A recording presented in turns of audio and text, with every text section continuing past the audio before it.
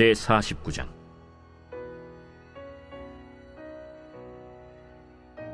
야곱이 그 아들들을 불러 이르되, 너희는 모이라. 너희가 후일에 당할 일을 내가 너희에게 이르리라. 너희는 모여 들으라. 야곱의 아들들아, 너희 아버지 이스라엘에게 들을지어다. 루벤아, 너는 내 장자요 내 능력이요 내 기력의 시작이라. 위풍이 월등하고 권능이 탁월하다마는 물이 끓음 같았은즉 너는 탁월하지 못하리니, 내가 아버지의 침상에 올라 더럽혔음이로다. 그가 내 침상에 올랐었도다. 시므온과 레위는 형제여, 그들의 칼은 폭력의 도구로다. 네호나, 그들의 모의에 상관하지 말지어다. 내 영광아, 그들의 집회에 참여하지 말지어다. 그들의 분노대로 사람을 죽이고 그들의 혈기대로 소의 발목 힘줄을 끊었음이로다. 그 노여움이 혹독하니 저주를 받을 것이요, 분기가 맹렬하니 저주를 받을 것이라. 내가 그들을 야곱 중에서 나누며 이스라엘 중에서 흩으리로다. 유다야, 너는 내 형제의 찬송이 될지라. 내 손이 내 원수의 목을 잡을 것이요, 내 아버지의 아들들이 내 앞에 절하리로다. 유다는 사자 새끼로다. 내 아들아, 너는 움킨 것을 찢고 올라갔도다. 그가 엎드리고 웅크림이 수사자 같고 암사자 같으니 누가 그를 범할 수 있으리야.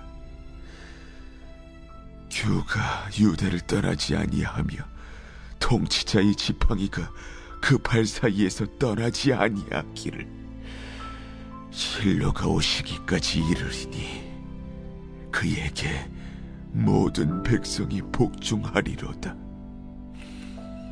그의 나귀를 포도나무에 매며 그의 암나귀 새끼를 아름다운 포도나무에 맬 것이며, 또 그 옷을 포도주에 빨며 그의 복장을 포도즙에 빨리로다. 그의 눈은 포도주로 인하여 붉겠고 그의 일은 우유로 말미암아 희리로다. 스불론은 해변에 거주하리니 그곳은 뱀에는 해변이라. 그의 경계가 시돈까지리로다. 이사갈은 양의 우리 사이에 꿇어 앉은 건장한 나귀로다.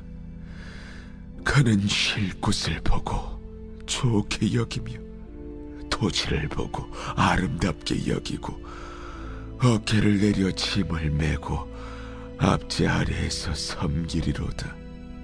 다는 이스라엘의 한 지파같이 그의 백성을 심판하리로다. 다는 길섭의 뱀이요 새길의 독사로다. 말굽을 물어서 그 탄자를 뒤로 떨어지게 하리로다. 여호와야, 나는 주의 구원을 기다리나이다. 갓은 군대의 추격을 받으나 도리어 그 뒤를 추격하리로다.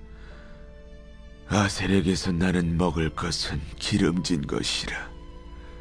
그가 왕의 수라상을 차리리로다. 납달리는 노인 암사슴이라. 아름다운 소리를 바라는도다.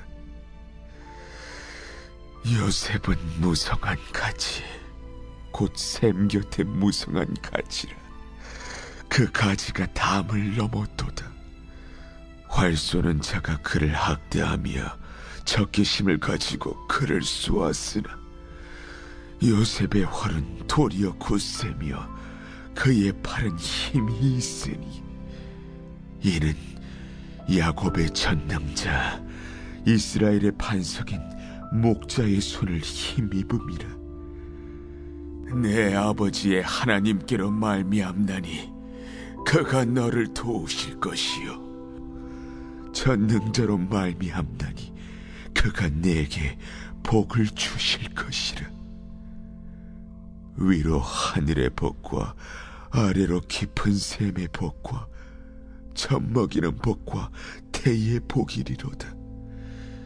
내 아버지의 축복이 내 선조의 축복보다 나아서 영원한 산이 한없음같이 이 축복이 요셉의 머리로 돌아오며 그 형제 중 뛰어난 자의 정수리로 돌아오리로다. 베냐민은 물어뜯는 일이라. 아침에는 빼앗은 것을 먹고 저녁에는 움킨 것을 나누리로다. 이들은 이스라엘의 12지파라. 이와 같이 그들의 아버지가 그들에게 말하고 그들에게 축복하였으니 곧 그들 각 사람의 분량대로 축복하였더라. 그가 그들에게 명하여 이르되 내가 내 조상들에게로 돌아가리니 나를 햇사람 에브론의 밭에 있는 굴에 우리 선조와 함께 장사하라. 이 굴은 가나안 땅 마므레 앞 막벨라 밭에 있는 것이라. 아브라함이 햇사람 에브론에게서 밭과 함께 사서 그의 매장지를 삼았으므로 아브라함과 그의 아내 사라가 거기 장사되었고 이삭과 그의 아내 리브가도 거기 장사되었으며 나도 레아를 그곳에 장사하였노라. 이 밭과 거기 있는 굴은 햇사람에게서 산 것이니라. 야곱이 아들에게 명하기를 마치고 그 발을 침상에 모으고 숨을 거두니 그의 백성에게로 돌아갔더라. 창세기 49장에서는 연수가 다 찬 야곱이 그의 12아들을 향해 유언을 남기는 장면이 다뤄지고 있습니다. 그런데 여기서 야곱의 유언이 특별한 것이 있어요. 그것은 12아들을 향한 유언이 단순히 그들뿐만 아니라 그들의 후손들을 향한 예언의 성격을 갖고 있다는 것입니다.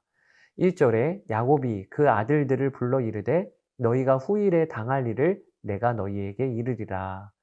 12아들은 나이 순서대로 언급되지 않고 먼저는 레아가 낳은 6아들 르우벤, 시므온, 레위, 유다, 스불론, 이사갈, 그리고 야곱의 첫 빌하와 실바가 낳은 4아들 단, 갓, 아셀, 납달리, 그리고 라헬의 2아들인 요셉과 베냐민 순서대로 언급이 되고 있습니다.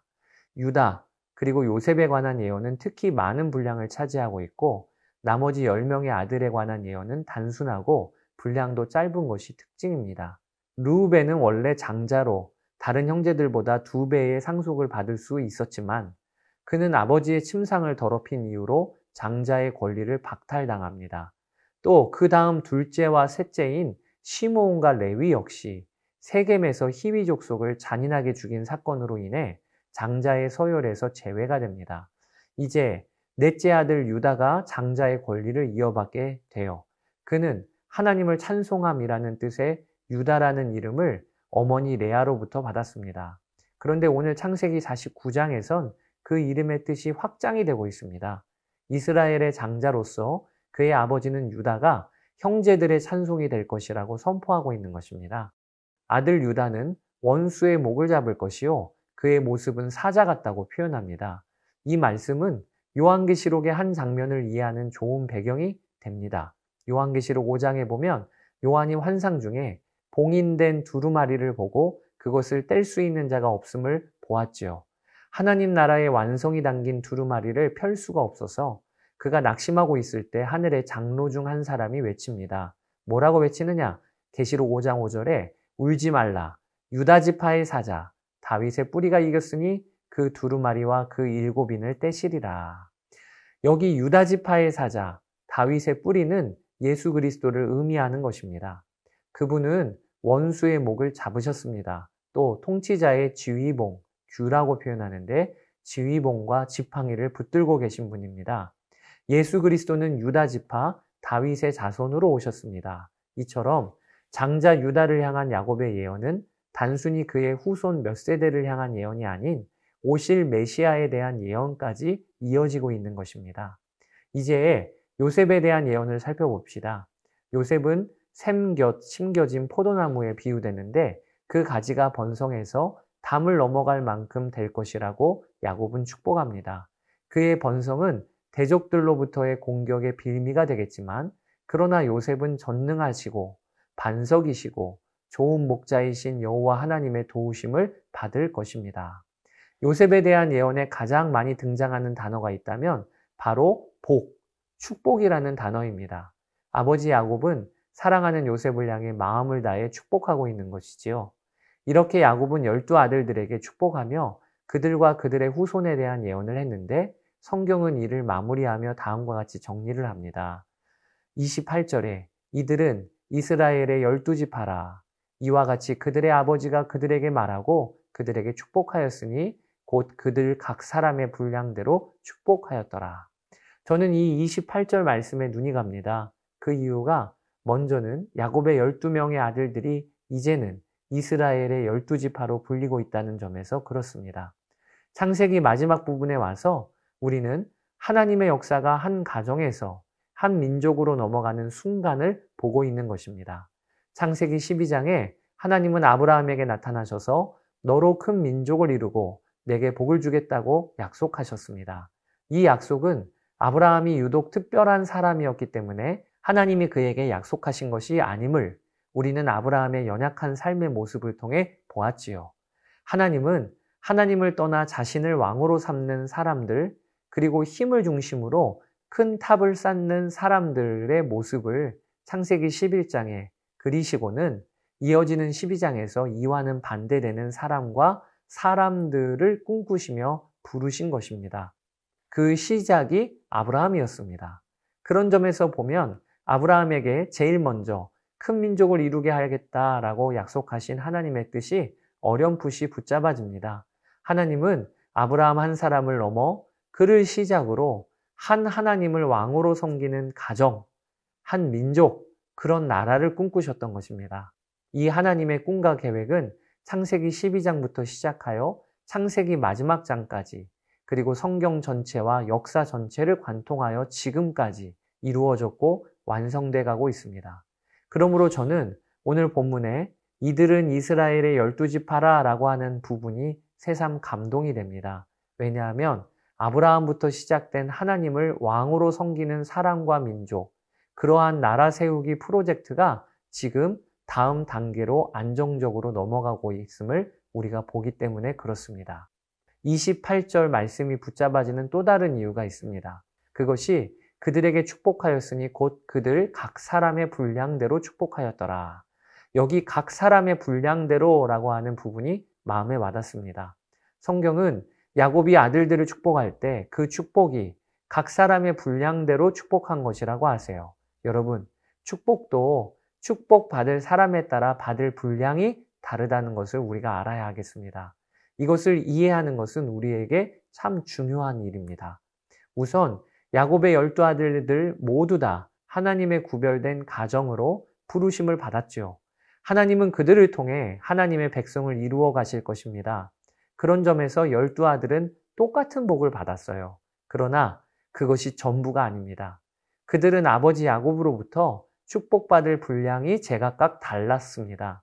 이것은 그들이 어떻게 가정 안에서 행했는지에 따라 정해진 것입니다. 르우벤은 아버지의 침상을 더럽혔습니다. 시므온과 레위는 잔인하게 피를 흘렸고 가족 모두를 위험한 상황으로 몰아가게 했습니다. 이와는 반대로 요셉은 가정 전체의 생명을 구원했습니다. 유다는 야곱 가정의 위기의 순간마다 자신을 헌신하길 마다하지 않았습니다. 이러한 모습에 따라 그들은 받을 복의 분량이 달라졌습니다. 여러분, 이것은 우리도 마찬가지임을 알아야 합니다. 하나님은 우리 믿는 그리스도인에게 구원의 은혜를 주셨습니다. 십자가의 은혜는 예수 그리스도 안에 있는 자 누구에게라도 주어진 말할 수 없는 은혜요, 완전한 은혜입니다. 그러나 하나님은 이 은혜 위에 더욱 은혜를 부어주신다는 것을 우리가 알아야 합니다. 그것이 하나님 보시기에 좋은 자에게 주시는 은혜입니다. 성경은 하나님을 가까이 하는 자에게 주시는 복을 야고보서 4장 8절에 언급을 합니다. 또 역대하 16장 9절 하나님을 찾는 자에게 주시는 복을 언급합니다. 어떤 목사님은 이것을 페이버의 은혜라고 표현하고 있습니다.